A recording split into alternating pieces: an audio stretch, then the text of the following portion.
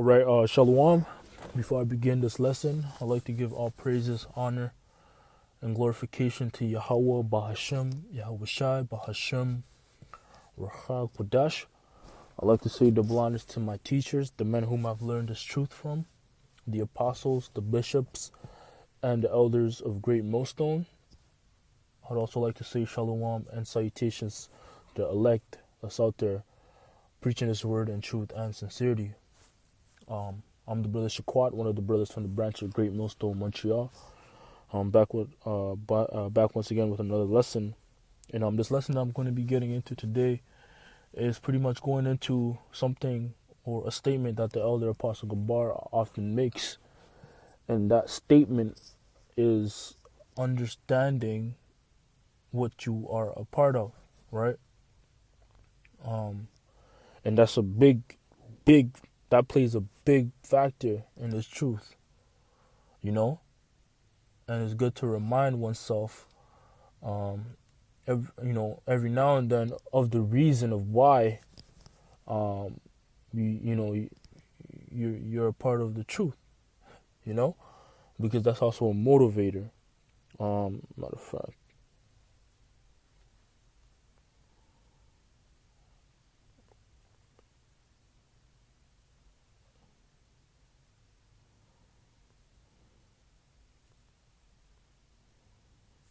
This is the book of Luke, chapter 14 and verse 28. For which of you intending to build a tower sitteth not down first and counteth the cost, whether he have sufficient to finish it, right? Least happily, after he hath laid the foundation and is not able to finish it, all that behold it begin to mock him, right? So yeah, if you're building something,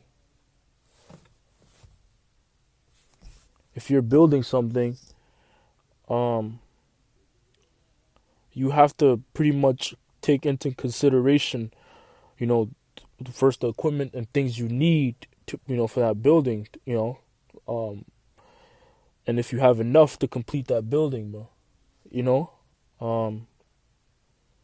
right? So that's a part of counting the cost, knowing, understanding, or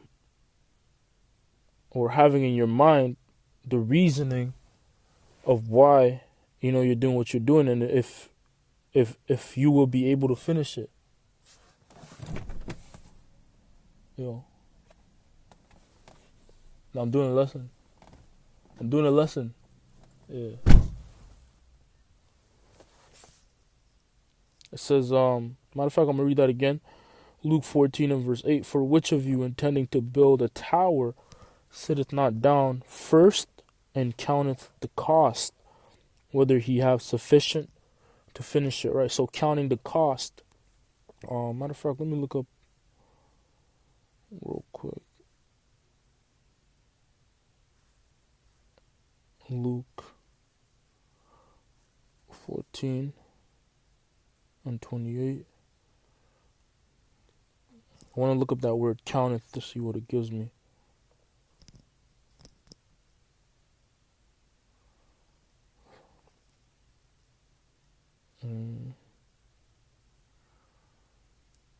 Right, it says in the Greek, it's a Greek word, Phasidio, right? It says to count with pebbles, to compute, right? Look up that word compute, to calculate, work out, reckon, figure, determine, evaluate, assess, right? Calculate, reckon, to give one's vote by casting a pebble into the urn, to decide by voting, right? So you have to make a choice, a decision. You have to count, the cost, the reasoning, the cost, the expense of what you are involved in, right? You have to count the expense of what you are involved in, man. You have to understand what's going to come with the truth. You have to understand why you're in the truth. And this lesson is going out for myself first and foremost, right? Understanding why you're in the truth, man.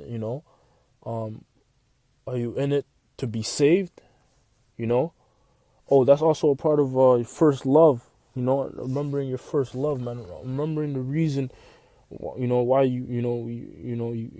Lord brought you into the truth, or why you came into the truth, man, at the beginning. Remembering that fire that you had at the beginning, man, when you were called into the truth, right? Because those factors are important, man. And you shouldn't lose track of those, right? Because when you came into the truth, it wasn't um the Lord brought you into the truth for the most part, whether that's through a brother or so on and so forth. But the Lord unlocked your mind to understand the truth. Nobody unlocked it for you. It was Yahweh Bahashim Yahweh Shai. The Lord saw fit for you to have this truth, right? And that might have happened through an event that or a situation that you were in, or however the Lord did it. But it was between you and Yahweh Bahashim Yahweh Shai, man. Right?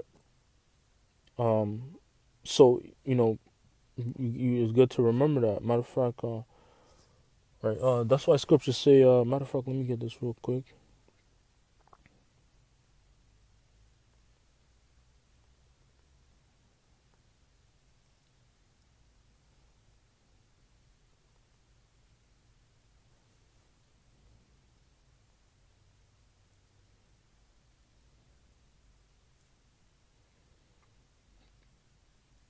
This is Philippians 2 and verse 12. Wherefore, my beloved, as you have always obeyed, not as in my presence only, but now much more in my absence, work out your own salvation with fear and trembling, man. So yeah, you work out your own salvation, man. You're not doing it because of the next man or the next brother. You're doing it for yourself. You know, the same reasons that you most likely came into the truth. For, man, when counting the costs, right? So that's what it is, man. Because nobody can deliver you. No other brother can deliver you. No. But it's between you and Yahweh Ba'ashim Yahweh Shai, man. Right? Um. Yep. So let's go from there.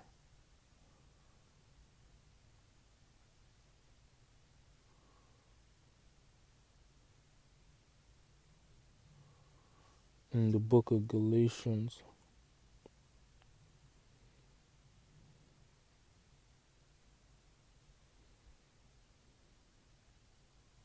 chapter 1 and verse 10, it says, "For do I now persuade men or the Most High?" Right? Are you doing what you're doing because you're trying to impress men? You're trying to impress those around you?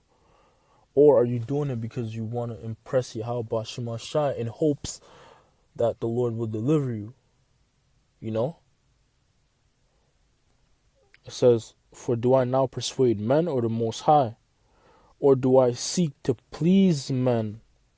For if I yet please men, I should not be the servant of Hamashiach." Right? So if you're trying to please men, if you're doing everything you're doing, to try to impress men or try to do something because you don't want to get rebuked, so you do it anyways, and you're not really doing it sincerely. That's not the right spirit, man. But you should be doing it sincerely. Out of sincerity of heart, trying to please Yahweh Ba'ashim Yahweh Shai, man.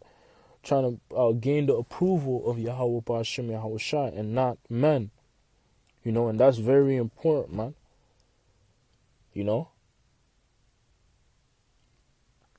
Because yeah, it's really between you and Yahweh Ba'ashim Yahweh Shai, man. Really, if you want to keep it a buck, right?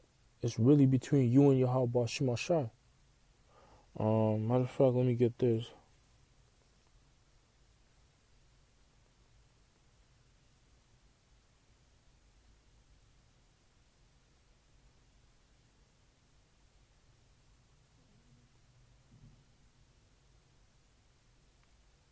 This because we're all servants of Yahweh Shemashai, right? So this is Romans 14 and verse 4. Who art thou that judgest another man's servant? To his own master he standeth or falleth. Yea, he shall be holden up, for the Most High is able to make him stand, right? So another brother can't do your work for you, you know? Another brother can't do your work for you and try to plead your cause to the Lord. It doesn't work like that, you know? It's between you and Yahweh Shai, man. You know? And Yahweh Shai pleads your cause to Yahweh. Yahweh Shai is the mediator for a reason, man. Right? So, it's, you know, you stand or fall. You know, you standing or falling, or another case, you being delivered or saved or destroyed is between you and Yahweh Bashim Shai, man. Another brother can't deliver you. You know? A brother can't deliver you. A brother can't you know, destroy you. You know?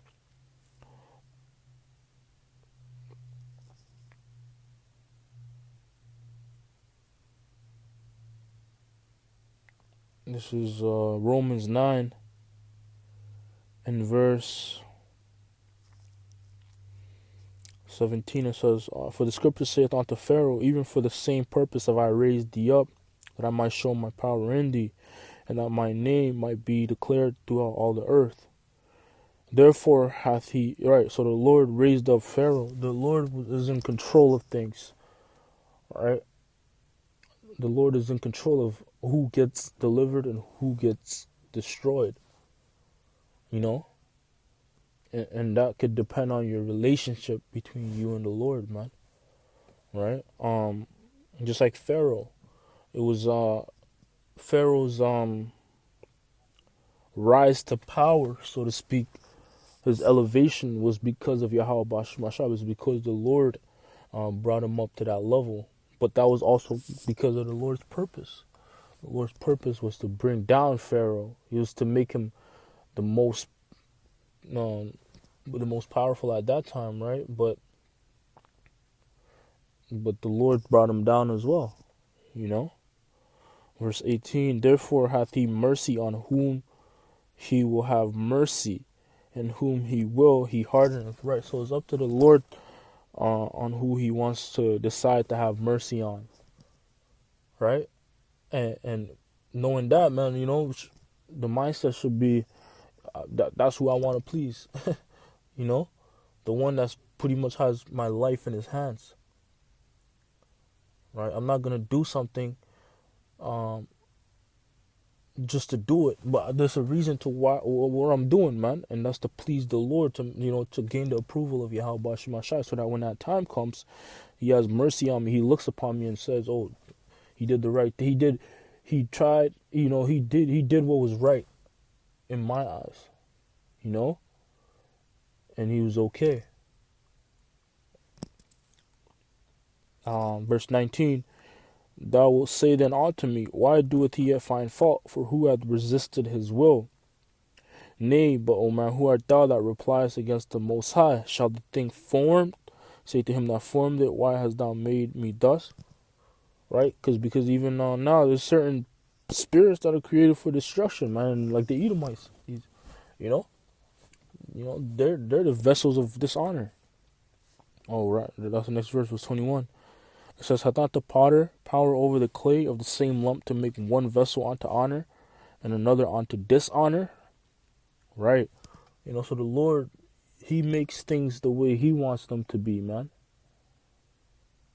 You know?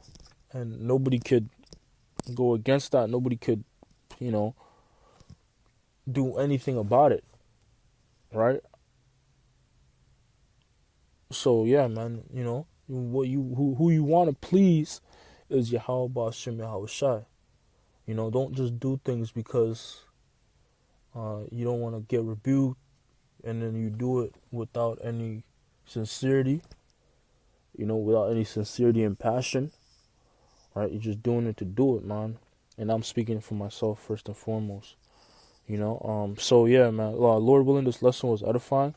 In closing, I'd like to give all praises, honor, and glory to Yahweh Ba'ashem Yahweh Shai. Ba'Shem Ruach HaKodesh. Once again, double honors to my teachers, the apostles, the bishops, and the elders of Great Millstone. And shalom and salutations to the elect, as always. Until next time, shalom.